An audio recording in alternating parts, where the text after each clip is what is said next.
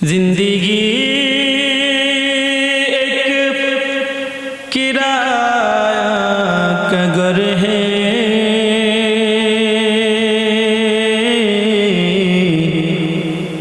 एक न एक दिन बदलना पड़ेगा, एक न एक दिन बदलना पड़ेगा। जिंदगी एक किराया का घर है,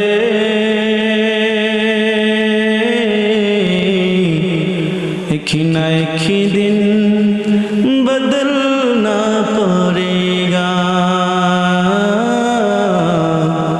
एक न एक दिन बदलना पड़ेगा। इतना माज़ूर हो जाएगा तू,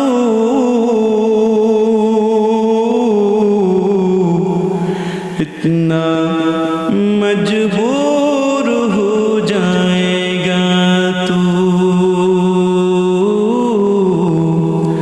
इतना माज़ूर हो जाएगा तू, इतना मजबूर हो जाएगा तू। ये जो मखमल का चोला है तेरा,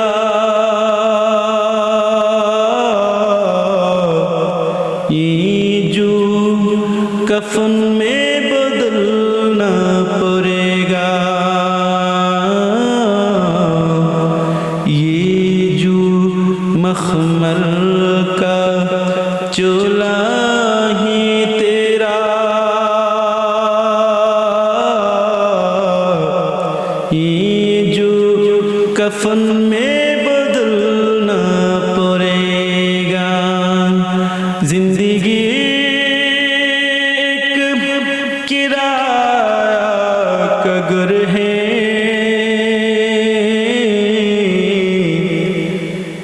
एक न एक दिन बदलना पड़ेगा, एक न एक दिन बदलना पड़ेगा। এই জিন্দিগিটা বান্দা আসল জিন্দিগি না, বারাটিয়ার মতো বান্দা তুমি জিন্দিগিটা কাটাইতেছে কেমন বারাটিয়া। আমাদের শহরের অঞ্চলে দেখা গেল বিল্ডিং ভাড়া দেয় কি দেয় না, 5 তলা 10 তলা বিল্ডিং 15 তলা বিল্ডিং পুরাটাই ভাড়া, একটা একটা করে ইউনিট মানুষদেরকে ভাড়া দেয়। 5 তলা বিল্ডিং এর ভিতরে তুমি ভাড়া থাকো, তোমার সরঞ্জাম নিয়ে তোমার প্রয়োজনীয় জিনিসপত্র নিয়ে ভাড়া থাকো। বিল্ডিংটা তোমার না, বিল্ডিং হলো তোমার মালিকের, তুমি মাত্র ভাড়াটিয়া। এখন হঠাৎ করে যদি মালিক তোমার কাছে এসে বলে, ও ভাড়াটিয়া, ওই বাসা থেকে তোমার বের যেতে হবে, বের হয়ে যেতে হবে, যাও যাও আলটিমেটাম দিলাম, আর মাত্র কয়েকদিন পরে মাস শেষ হলে আপনাকে চলে যেতে হবে। যদি প্রশ্ন করেন কেন, বলবে আমার মন চাইছে তাই, আমার মন চাইছে তাই, আমার বিল্ডিং আমি যা খুশি তাই করব, এখানে আপনার কোনো কিছু বলার থাকবে না। মালিক যেহেতু বলছে তুমি ভাড়াটিয়া, ভাড়াটিয়ার মতোই তোমাকে অন্য জায়গায় ব্যবস্থা নিতে হবে। এই কারণে মালিক একজন, তুমি থাকো ভাড়াটিয়া। এই আসমান দেখতেছো, জমিন দেখতেছো, চন্দ্র সূর্য সবগুলা বদলা তুমি দেখতেছো। এই দুনিয়ার জমিনটা পুরাটাই আল্লাহ তাআলার, আল্লাহ তাআলার জমিনে তুমি আমি ভাড়াটিয়ার মতো থাকতেছি। আল্লাহ তাআলা যেই দিন আমারে তোমারে ডাক দিবে, ওই সময় বান্দা দুনিয়ার জমিন ছেড়ে তোমারে আমারে চলে যেতে যেতে হবে। এই কারণে বান্দা এই দুনিয়ার জমিনটা বড় কঠিন জিন্দিগি, মায়ার জিন্দিগি, মায়ার জালে আমরা বদ্ধ হয়ে আছি। মায়া কেমন মায়া, কেমন মায়ার জিন্দিগি, ওই মায়ার জিন্দিগিটা আমরা কিভাবে উপভোগ করতেছি। মা সন্তান, বাবা স্ত্রী, পরিবার পরিজন নিয়ে সুন্দরভাবে থাকতেছো, কিন্তু হঠাৎ করে আল্লাহ তাআলা তোমার কাছে আজরাইল পাঠায় দিছে। মায়ার জিন্দিগি চারিয়া, সবগুলো চারিয়া বান্দা আল্লাহর দরবার তোমার হাজিরা দিতে হবে। মালাকুল মউত আজরাইল যখন আইসা পড়বে বান্দা সমস্ত সবগুলা শেষে বাবার সামনে সন্তানকে নিয়ে যায়, সন্তানের সামনে তার বাবাকে নিয়ে যায়, যাই কি যাই গে। এই কারণে বান্দা বারাটিয়ার মতোই তুমি তাকে নিজের মনে কইরো না দুনিয়াটারে। অনেকে তো মনে করে দুনিয়াটা হলো আমার আমার আমার আমার আমার বাড়ি, আমার ঘর, আমার সব কিছু, কিন্তু বান্দা না, তোমার তো কিছুই না, তোমার তো কিছুই না, সবগুলা হলো আমার আল্লাহ তাআলার দেওয়া। স্বার্থপরে দুনিয়ার পিছনে তুমি দৌড়াও, স্বার্থপর দুনিয়ার পিছনে তুমি দৌড়াইতে দৌড়াইতে দৌড়াইতে তুমি পেরেশান হয়ে যাইতেছ রে যুবক। এই কারণে স্বার্থপর দুনিয়ার মধ্যে পড়িয়া তুমি আখিরাতকে ভুইলা যাও না। দুনিয়ার সবাই স্বার্থপর। কেমনে হুজুর? যত দিতে পারবেন ততই খুশি, না করলেই মনটা বড় বেজার, স্ত্রীও বেজার, সন্তানও বেজার, বন্ধু বান্ধব সবাই বেজার। বান্দা যত দিতে পারবেন ততই ভালো, এটাই হলো স্বার্থপরের দুনিয়া। এই কারণে স্বার্থের দুনিয়ার পিছনে পইরা নিজের জীবনটারে আখিরাতের জন্য বরবাদ কইরো না। কেমন স্বার্থপর দুনিয়ার যুবক, কেমন স্বার্থপরের দুনিয়া। এই তো গত কিছুদিন আগের একটা ঘটনা আমি আপনাদের কি শোনাই।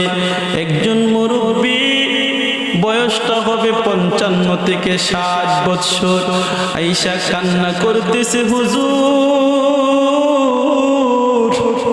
বাস্তবমুখী একটা ঘটনা আমি আপনারই শোনাই। দুনিয়ার মানুষ বুঝিয়ে তো বেঈমান আর এত স্বার্থপর। বললাম কি হয়েছে মুরব্বী বাবা?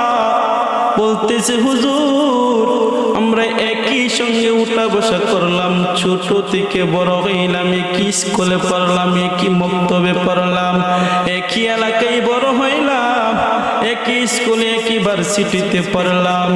এক পর্যায়ে আমি হয়ে গেলাম মাস্টার, আর আমার বন্ধু হয়ে গেছে ওই বড় বিজনেসম্যান, বড় ব্যবসায়ী।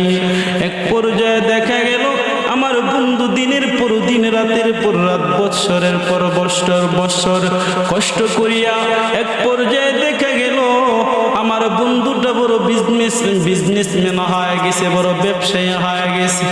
এত বড় বিজনেসম্যান হয়েছে, এত বড় ব্যবসায়ী হয়েছে, তার ঢাকা শহরে কয়েকটা ব্যবসার ফ্যাক্টরি আছে, ঢাকা শহরে বাড়ি আছে, এলাকার মধ্যে 5 তলা একটা বিল্ডিং বানাইছে, স্ত্রী সন্তানদেরকে নিয়ে থাকার জন্য অনেক সুন্দর ভাবে একটা বিল্ডিং বানাইছে।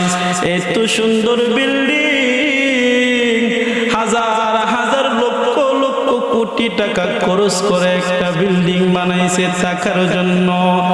এই বানানোর পরে কিছুদিন পর হঠাৎ করে আমি শুনতে পেলাম আমার বন্ধুটা নাকি দুনিয়া থেকে বিদায় হয়ে গেছে।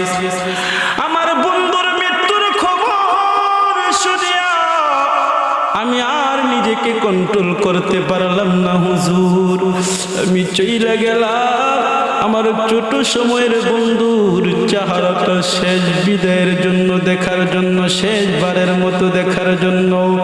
আমি আমার বন্ধুর চেহারাটা দেখার জন্য আমি যখন চইলা গেলাম, বাড়ির মধ্যে যখন গিয়ে ঢুকলাম, আমার বন্ধুর লাশটা কোথায় আছে দেখার জন্য যায়া দেখি আমার বন্ধুর লাশ এমন একটা জায়গার মধ্যে পড়ে আছে 5 তলা বিল্ডিং, এত সুন্দর বিল্ডিং বানাইছি। আমি গিয়ে দেখি আমার বন্ধুর যে লাশটা, ওই বন্ধুর লাশ দেখা গেল 5 তলা, এতগুলা ইউনিট, এতগুলা রুমের ভিতরে